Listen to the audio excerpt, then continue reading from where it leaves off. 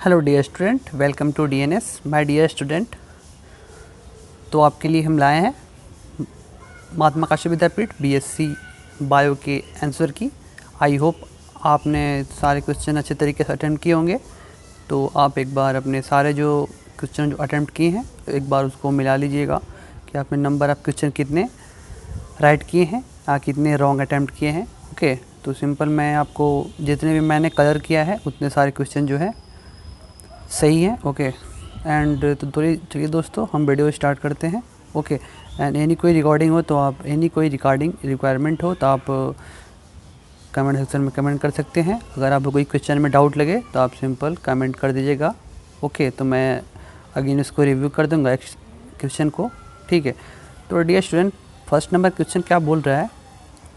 First number question की तरफ बढ़ते हैं। बोल रहा है two bodies are masses m and 4m are moving with the equal of linear momentum, the ratio there the kinetic energy। दोस्तों बोल रहा है दो पिंडों m and 4m द्रव्यमान के समान रेखीय संवेग से गति कर रहे हैं तो उनकी दोस्तों जो गतिज ऊर्जा दोस्तों अनुपात क्या होता है, वो होता है 4 संबंधी 1 का। दोस्तों इसका राइट आंसर होगा वो होगा option B is the correct answer. अगर डियर स्टूडेंट आपको लगता है कि जो क्वेश्चन है आपको सॉल्यूशन में प्रॉब्लम हो रही है तो सिंपल ऑफ क्वेश्चन आप कमेंट सेक्शन में कमेंट कर दीजिएगा। मैं अगेन उसको विथ एक्सप्लेनेशन के साथ मैं आपको बता दूंगा। ओके, तो ऐसे कोई ज़्यादा कोई हार्ड क्वेश्चन आया नहीं था वैसे। ओके, नेक्स्ट क्वेश्चन बोल रहा है Bohr advance the idea of. दोस्तों बोहर ने निम्नलिखित में से कौन से विचार को आगे बढ़ाया था। तो आपको पता होगा स्थिर कक्षाएँ आई मीन स्टेशनरी ऑर्बिट्स, इसका राइट आंसर होगा option C is the correct answer. Next question की तरफ बढ़ते हैं। बोल रहा है विच ऑफ द फॉलोइंग और can be considered as one of the both C and the MG, calcium and magnesium. दोस्तों बोल रहा है निम्नलिखित में से कौन सा अयस्क जो कैल्शियम एवं मैग्नीशियम दोनों को अयस्क माना जा सकता है। दोस्तों आपको पता ही होगा कैल्शियम साइड तो होगा नहीं, मैग्नेसाइड तो होगा नहीं, मैग्नेटाइड भी नहीं होगा, क्योंकि इसका जो राइट आंसर होगा डोलेमाइट होगा। इसका right answer option A is the right answer. Okay, next question क्या बोल रहा है। बोल रहा है the element that has the list tendency the show in the insert pair effect is. दोस्तों ये जो तत्व को निष्क्रिय तत्व प्रभाव सबसे कम व्यक्त करता है दोस्तों बोरॉन होता है। ये जो काफ़ी कम इसका जो है वो एक्टिवनेस कम होती है। ओके, तो राइट आंसर होगा option B is the correct answer dear student. Next question की तरफ बढ़ते हैं। नेक्स्ट क्वेश्चन क्या बोल रहा है। ओके, बोल रहा है गोल्गी एपर्चर्स एब्सेंट इन। दोस्तों वो गोल्गी तंत्र अनुपस्थित है। दोस्तों इसका राइट आंसर होगा कि नन ऑफ दिस। दोस्तों ओके, इसका राइट आंसर होगा option D. Dear student next question की तरफ बढ़ते हैं। बोल रहा है कि which of the following is not a correct match. दोस्तों बोल रहा है आपको इसमें करेक्ट मतलब मिलान करना है। तो बोल रहा है कि इसमें से कौन सा राइट होगा। तो vitamin B12, okay, vitamin B6, vitamin B1 and vitamin B2। दोस्तों इसका राइट आंसर होगा option D vitamin B2 pellagra. Okay, इसका राइट आंसर होगा ऑप्शन डी पिलेग्रा होगा। Option D is the right answer dear student. Next question की तरफ visit करते हैं। नेक्स्ट क्वेश्चन क्या बोल रहा है। बोलता है the classification gives the Bentham and the Hooker से। दोस्तों बोला निम्नलिखित में से कौन सा बेंथम और हुकर सुचारित वर्गीकरण। दोस्तों इसका राइट आंसर होगा नेचुरल। दोस्तों okay, not neutral, natural I means प्राकृतिक। ओके दोस्तों नेक्स्ट क्वेश्चन की तरफ बढ़ते हैं। इस क्वेश्चन को ओके बोल रहा है कि dental formula of human beings. Okay, इसका जो राइट आंसर होगा वो होगा option B is the correct answer. Option B इसका राइट आंसर होगा। Okay dear student next question की तरफ बढ़ते हैं। बोल रहा है the process of the joining together different DNA fragment is the often of referred to as. दोस्तों बोल रहा है विभिन्न डीएनए अंशों को एक साथ मिलाने की प्रक्रिया को अक्सर कहा जाता है। इसको बोलते हैं gene splicing. Okay, gene splicing बोलते हैं इसको। इसका राइट आंसर होगा option C is the right answer dear student. Next question की तरफ बढ़ते हैं। बोल रहा है how many meiotic of division would be the required to the produce of 101 female gametophytes in the angiosperm। Okay, angiosperm. Okay, तो दोस्तों बोल रहा है एक एंजियोस्पर्म में 101 फीमेल गेमेटोफाइट का उत्पादन करने के लिए कितने अर्धसूत्र की आवश्यकता होती है। इसका राइट आंसर होगा option A is the right answer dear student. Next question की तरफ रीड करते हैं। बोल रहा है माइक्रोट्यूबल्स और एब्सेंट। दोस्तों माइक्रोट्यूबल्स इनमें से किसके अनुपस्थित होता है? तो ये होता है mitochondria. Option A is the right answer. दोस्तों नेक्स्ट क्वेश्चन की तरफ रीड करते हैं। ओके, बोल रहा है stomata open and the close due to. दोस्तों स्टोमेटा जो होता है वो होता है गार्ड कोशिकाओं के दबाव, I means turgor pressure of guard of cells. Option D is the right answer. दोस्तों नेक्स्ट क्वेश्चन की तरफ बढ़ते हैं। नेक्स्ट क्वेश्चन क्या बोल रहा है? बोल रहा है photorespiration is favoured by. दोस्तों इसका राइट आंसर होगा कि high oxygen and low carbon dioxide. इसका राइट आंसर होगा option A is the right answer. Okay दोस्तों, यानी किसी भी क्वेश्चन में आपको डाउट लगता है तो कमेंट सेक्शन में कमेंट करिएगा, उसको अगेन रिव्यू किया जाएगा। Okay, glucose is A. दोस्तों ग्लाइकोलाइसिस इनमें से कौन सा रासायनिक क्रिया है? दोस्तों आपको पता होगा रिडक्टिव होता है। इसमें से कोई ना रिडक्स होता है, ना एरोबिक प्रक्रिया होती है, ना ऑक्सीडेटिव होती है। इसका राइट आंसर होगा option D reductive process. Okay दोस्तों नेक्स्ट क्वेश्चन की तरफ बढ़ते हैं। बोल रहा है haemoglobin is the chlorophyll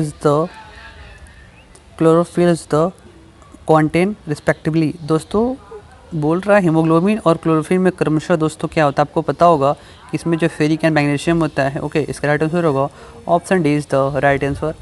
dear student next question की तरफ बढ़ते हैं। बोल रहा है which of the following oxides and can not be the reduce by metal by carbon. दोस्तों बोला निम्नलिखित में से कौन सा अयस्क कार्बन के द्वारा धातु में अपचयित नहीं हो सकता है? इसका राइट आंसर होगा Al2O3। ठीक है, इसका राइट आंसर होगा option B is the correct answer dear student. उसका राइट आंसर था एल्युमिनियम ऑक्साइड। ओके दोस्तों नेक्स्ट क्वेश्चन की तरफ बढ़ते हैं। नेक्स्ट क्वेश्चन क्या बोल रहा है? ओके नेक्स्ट क्वेश्चन क्या बोल रहा है? Two stones are the project with the same velocity v 80 the angle of theta and the 90 degree means 30 if h and h1 are the greatest height in the two peaks. What is the relation among r and h and h1? दोस्तों इसमें बोल रहा है दो पत्थर समान वेग से थीटा एवं थीटा 90 माइनस थीटा कोण पर फेंके जाते हैं, तो दो पथों में h और h पत्थर द्वारा तय की गई अधिकतम ऊंचाई r h और h1 में क्या संबंध? दोस्तों इसका राइट आंसर होगा, इसका रिलेशन होता है r equal to r under root h1h। इसका राइट आंसर होगा option A is the correct answer dear student. दोस्तों एक भी क्वेश्चन में अगर आपको समझने में प्रॉब्लम होता है तो नंबर आप क्वेश्चन आप कमेंट सेक्शन में कमेंट करिएगा, मैं आपको विद सॉल्यूशन इसको बता दूंगा। नेक्स्ट क्वेश्चन है बोल रहा है blood group of A B. दोस्तों blood group of A B के संबंध में इनमें से कौन सा सत्य है? दोस्तों इसका राइट आंसर होगा option A B I means option D both antigen and antibody. Okay option D is the correct answer dear student. Next question की तरफ विजिट करते हैं। बोल रहा है the most common antibody produce against allergens. Okay दोस्तों allergy के खिलाफ सबसे महत्वपूर्ण एंटीबॉडीज दोस्तों कौन बनाता है? तो IgE बनाता है। Okay option A is the right answer होगा डियर स्टूडेंट। नेक्स्ट क्वेश्चन की तरफ बढ़ते हैं। बोल रहा है the world environment day is the celebrate. दोस्तों विश्व में पर्यावरण दिवस कब मनाया जाता है? तो काफ़ी सिंपल था, सारे बच्चे इसको आई होप सही करके आए होंगे। इसका राइट आंसर होगा option B is the right answer. दोस्तों नेक्स्ट क्वेश्चन की तरफ बढ़ते हैं। One of the major component of the cell wall the most fungi is. दोस्तों कवक की कोशिकाओं में भित्ति के प्रमुख घटक में एक है दोस्तों चिटिन होगा, काइटिन इसका राइट आंसर होगा, chitin option C is the correct answer. दोस्तों चलते हैं नेक्स्ट क्वेश्चन की तरफ। Important cell the organ cells for the formation of the glycolipid and the glycoprotein। Okay इसका राइट आंसर होगा वो होगा गोल्गी अपरेचूस। इसका होगा option B is the right answer. दोस्तों नेक्स्ट क्वेश्चन की तरफ बढ़ते हैं। नेक्स्ट क्वेश्चन क्या बोल रहा है? बोल रहा है hydrolysis and of the which of the following of the acetaldehyde. तो इसका जो राइट आंसर होगा वो होगा एस्टेल्डिमाइन। इसका right answer option A is the right answer dear student. दोस्तों एक नेक्स्ट क्वेश्चन की तरफ बढ़ते हैं। बोल रहा है which of the among the following is the strongest base. दोस्तों इसमें जो स्ट्रॉन्गेस्ट बेस होती है वो होती है ऑप्शन डी, इसका राइट आंसर होगा। Okay, option D is the correct answer होगा। दोस्तों अगर इसका आपको नाम नहीं पता है तो कमेंट सेक्शन में कमेंट करिएगा, मैं इसको कमेंट सेक्शन में आपको इसका फुल डिटेल बता दूंगा, क्या नाम है, क्या इसको जानते हैं, किस नाम से जानते हैं। ओके दोस्तों, बोल रहा है कि antibiotic used of the treatment of the typhoid. दोस्तों टाइफाइड के उपचार में प्रयुक्त एंटीबायोटिक क्या है दोस्तों? तो ये है क्लोरोफिनाल। ओके, इसका क्लोरोफेनिकोल दोस्तों इसका राइट आंसर होगा। Option B is the right answer होगा। ओके, नेक्स्ट क्वेश्चन की तरफ बढ़ते हैं। बोल रहा है on the passing current of HCl gas is the saturated solution of the NaCl sodium chloride the solution of NaCl। दोस्तों NaCl के संतृप्त घोल में HCl गैस के करंट को प्रवाहित करने पर NaCl की घुलनशीलता दोस्तों क्या होती है? दोस्तों आपको ऑब्वियसली पता होगा, डिक्रीज होगी, और क्या होगा इसमें। दोस्तों नेक्स्ट क्वेश्चन की तरफ बढ़ते हैं। बोल रहा है एयर डिसर्प्शन इज ए, दोस्तों अवशोषण क्या है? अवशोषण है सरफेस फिनोमियन है। ओके, सतही घटना होती है। ओके, नेक्स्ट क्वेश्चन की तरफ बढ़ते हैं। बोल रहा है when a body moves with the constant speed of the circular page then. दोस्तों जब एक पिंड नियत चाल से वृत्तीय पथ पर गति करता है तो इसका राइट आंसर होगा no force act on the body. दोस्तों पिंड पर कोई बल कार्य नहीं करता है। काफ़ी सिंपल बच्चों वाले क्वेश्चन थे, अब आई होप सही करके आए होंगे। ओके, तो आप कमेंट सेक्शन में कमेंट करिए कि नंबर ऑफ क्वेश्चन कितने आपने अटैम्प्ट किया है सही। ओके, बोल रहा if the momentum of the body increase of 20% increase its the kinetic energy equal to. दोस्तों किसी पिंड को संवेग से 20% की वृद्धि के साथ उसकी गतिज ऊर्जा में कितने प्रतिशत की वृद्धि होगी? तो सिंपल है 44 होगी, और क्या।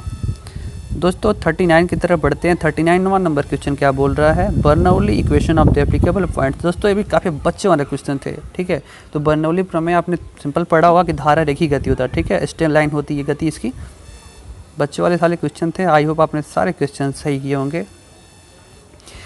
नेक्स्ट क्वेश्चन है black body of the mention the 27 degree and the 92-70 degree what is will be the ratio of the radiation emitted. दोस्तों इसका जो राइट आंसर होगा वो होगा 1:256 का अनुपात होगा। ओके दोस्तों नेक्स्ट क्वेश्चन की तरफ बढ़ते हैं। नेक्स्ट क्वेश्चन क्या है? नेक्स्ट क्वेश्चन की तरफ देख लेते हैं। नेक्स्ट क्वेश्चन क्या बोल रहा है? The ray of the light falls the transparent glass bulb of refractive index 1.62 into what is the angle of incidence of the reflected ray of the refracted rays are the mutually perpendicular। तो दोस्तों इसका right answer होगा 10⁻1.62। अगर इसको भी सारे question आपको कोई भी क्वेश्चन आपको समझ नहीं आते, लगाने में प्रॉब्लम होती है तो आप कमेंट सेक्शन में कमेंट करिएगा, मैं सारे क्वेश्चन आपको सॉल्यूशन के साथ बता दूंगा। Okay, 5 the resistant have been the connected as the shown in figure refractive reactance between A और B। काफ़ी बच्चे वाले थे।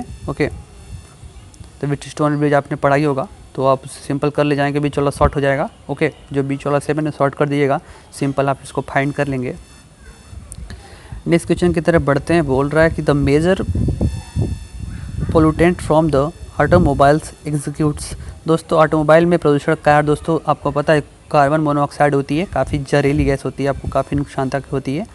ओके, जो गाड़ी के जो 4 व्हीलर या 2 व्हीलर किसी भी कारखाने से कार्बन मोनोऑक्साइड गैसें निकलती हैं। ओके, बोला the number of the way of selected team 3 boys and 3 girls from the group of the 5 boys and 4 girls. तो बच्चे वाले क्वेश्चन थे, इसका राइट आंसर होगा 40।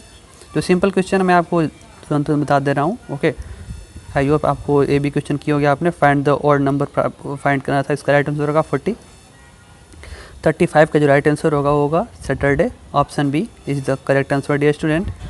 नेक्स्ट क्वेश्चन की तरफ बढ़ते हैं, ये भी बच्चों वाले क्वेश्चन थे। बोल रहा है person present age of 2/5 of the age of mother after 8 years he will because half of the age of mother how old the mother at present. दोस्तों इसका राइट आंसर होगा 40 years।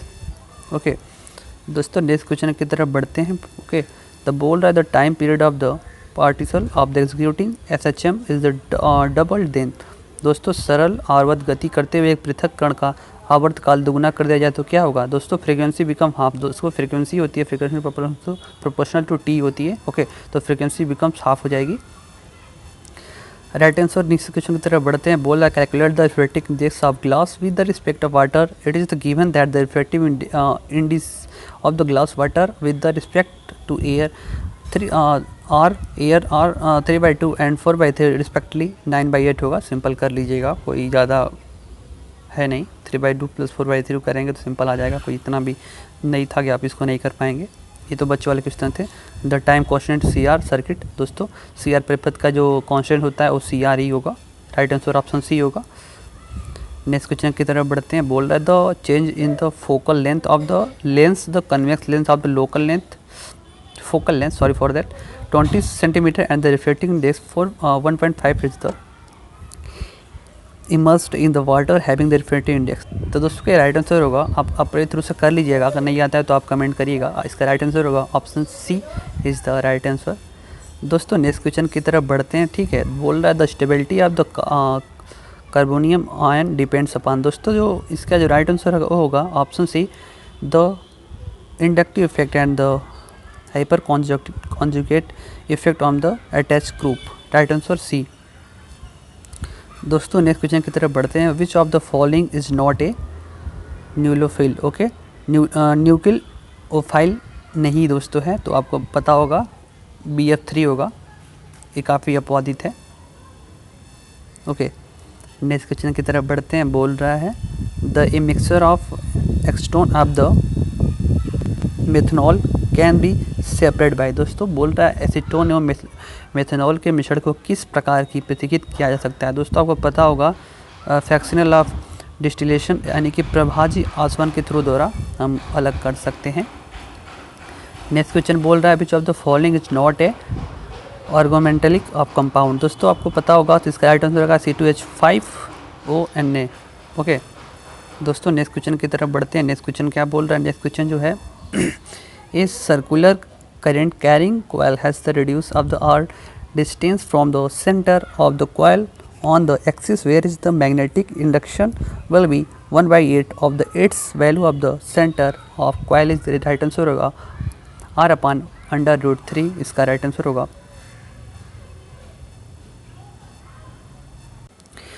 दोस्तों नेक्स्ट क्वेश्चन क्या बोल रहा है। An AC series circuit content 40 ohm of resistance 30 and inductive resistance than the impedance of circuit, दोस्तों इसका राइट आंसर होगा option C is the right answer.